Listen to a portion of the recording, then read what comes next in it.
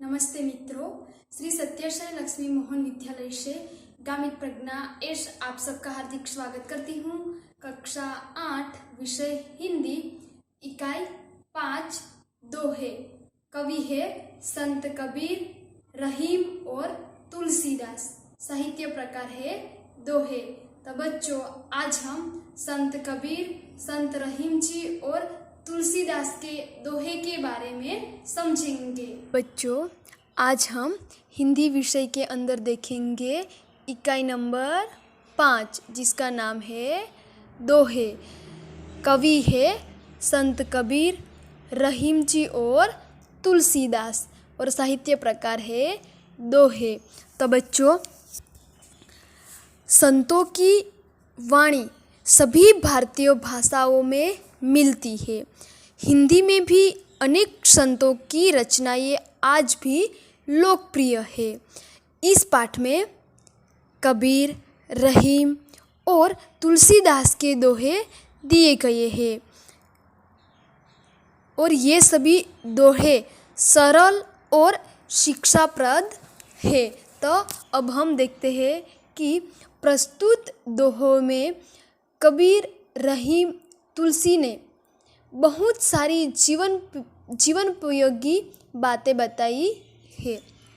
तो प्रस्तुत दोहे में बच्चों कबीर, रहीम जी और तुलसीदास ने बहुत अच्छी तरह से जीवनोपयोगी जो बातें हैं उनके बारे में बताई गई है।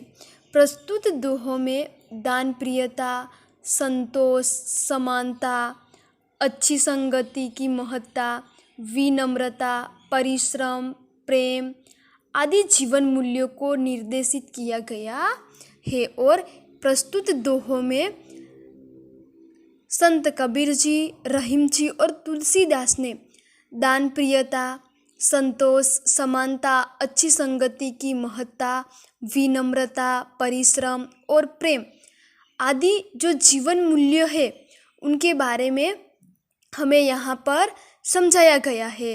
तो प्रथम है संत कबीर जी। तो संत कबीर 15वीं शताब्दी के कवि है। संत कबीर जी जो है वो 15वीं शताब्दी के कवि है। आपने हिंदू और मुसलमानों को उनकी गलतियों के लिए फटकारा है और संत कबीर ने हिंदू और मुसलमानों को उनकी जो गलतियां थी उन गलतियों के लिए उन्हें फटकारा है और दोनों को हिल मिल कर रहने का उपदेश दिया है। और संत कबीर जी ने हिंदू और मुस्लिम दोनों लोगों को हिल मिलकर एक दूसरे के साथ प्रेम से रहने का उपदेश दिया है। उनके बाद है कवि रहीम। तो रहीम का पूरा नाम अब्दुल रहीम खान खाना है। आप बड़े उदार और अनुभवी थे। हिंदी में आपने बोधप्रद दोहे लिखे हैं। तो दूसरा कवि जो है वो है रहीम, जिसका नाम रहीम जी का पूरा नाम है अब्दुल रहीम खान खाना। और रहीम जी ने वो एक बड़े उदार अनुभवी थे और हिंदी में उन्होंने बोधप्रद दोहे लिखे हैं। उनके बाद है संत तुलसीदास। तो संत तुलसीदास 16वीं शताब्दी के प्रसिद्ध राम भक्त कवि है। तो संत तुलसीदास है 16वीं सदी का और वो एक प्रसिद्ध राम भक्त कवि है।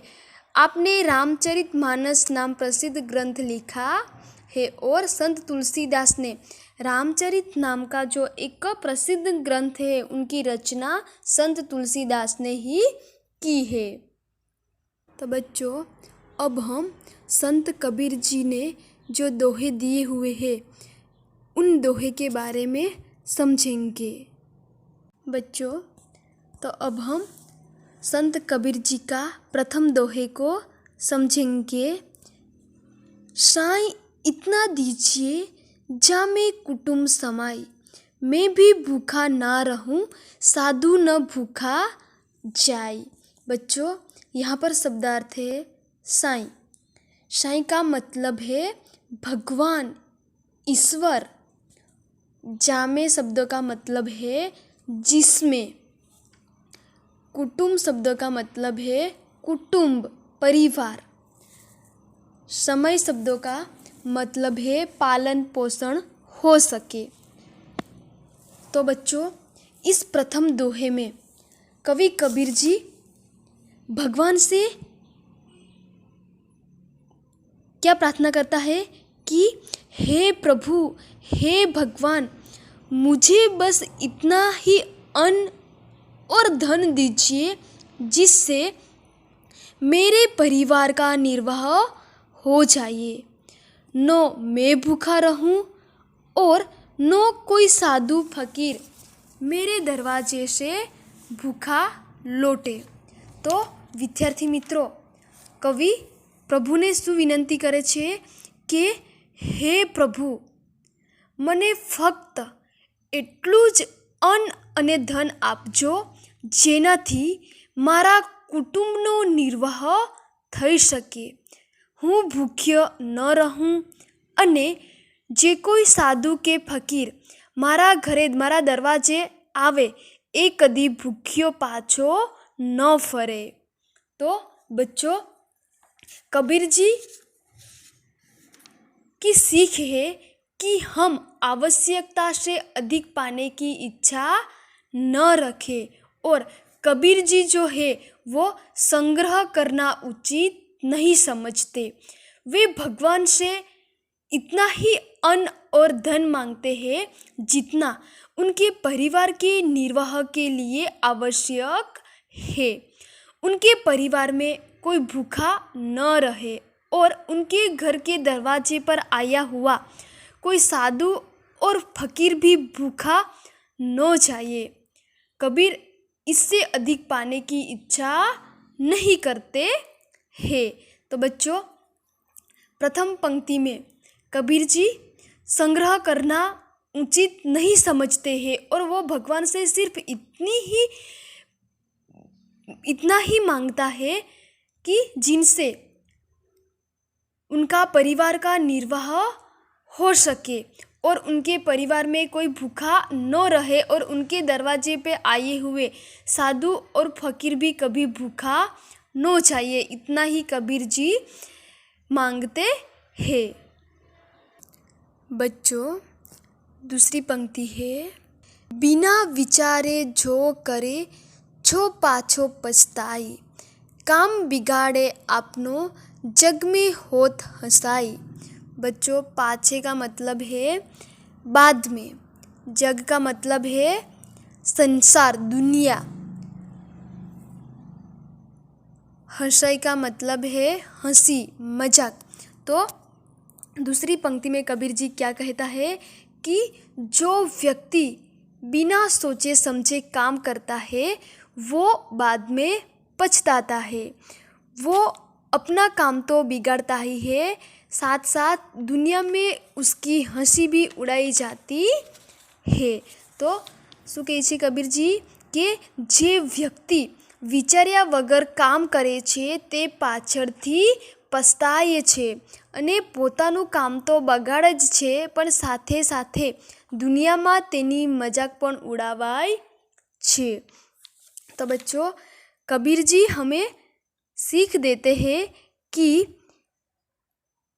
सोच समझकर कार्य करना चाहिए, क्योंकि सोच समझकर किया गया काम ही सफल होता है और काम सफल होने पर किसी को हमारी हंसी उड़ाने का मौका नहीं मिलता। इसलिए हमें सोच समझकर ही काम लेना चाहिए और बिना सोचे समझे कार्य करने से क्या होता है, कार्य बिगड़ जाता है और बाद में कार्य बिगड़ने के कारण हमें पछताना पड़ता है। इसलिए हमें सोच समझकर ही कार्य करना चाहिए, आगे बढ़ना चाहिए। बच्चों, कबीर जी की तीसरी पंक्ति है, कबीरा खड़ा बाजार में मांगे सबकी खैर, ना काहू से दोस्ती ना काहू से बैर। तो बच्चों, खैर का मतलब है कुशलता, बैर का मतलब है दुश्मनी, शत्रुता। तो कबीर जी क्या कहते हैं कि मैं बाजार में सबके सामने खड़ा होकर भगवान से दुनिया के सभी लोगों के लिए कुशलता मांगता हूँ, सबकी भलाई के लिए प्रार्थना करता हूँ। मेरी न किसी से दोस्ती है और न किसी से दुश्मनी। તો વિદ્યાર્થી મિત્રો શું કહે છે કબીરજી કે કબીરજી કહે છે કે હું બજારમાં ઊભો રહીને ભગવાન પાસે સૌની કુશળતા ઈચ્છું છું, સૌની ભલાઈ માટે પ્રાર્થના કરું છું. મારે કોઈની સાથે મિત્રતા નથી કે કોઈની સાથે શત્રુતા નથી. तो बच्चों, इस पंक्ति में कवि कबीर जी अपने मुख से अपनी खुद की प्रशंसा नहीं करते और बिना स्वार्थ के सबका भला इच्छते हैं, सबका भला चाहते हैं. बच्चों, मैं आशा रखती हूँ कि संत कबीर जी के जो दोहे हैं उन दोहे के बारे में आपको अच्छी तरह समझ आ गई होंगी. अब बाकी जो दोहे हैं संत रहीम जी और तुलसीदास का, वो हम अगले वीडियोस में समझेंगे. बच्चों, यहाँ पर मैंने होमवर्क के लिए शब्दार्थ लिखे हैं. ये शब्दार्थ आपको नोटबुक के अंदर लिखना है और साथ में यहाँ पर प्रश्नों एक है. निम्नलिखित प्रश्नों के उत्तर लिखिए. पहला है, कबीर साईं से कितना मांगते हैं. दूसरा है, बिना सोचे कार्य करने से क्या होता है. तीसरा है, कबीर सोच समझकर कार्य करने की सीख क्यों देते हैं. चौथा है, कबीर अपने द्वार से किसे भूख्या नहीं जाने देना चाहते. पांचवा है, जग में किसकी हंसी होती है. तो बच्चों, शब्दार्थ और प्रश्नों का उत्तर आपको नोटबुक के अंदर लिखना है. धन्यवाद.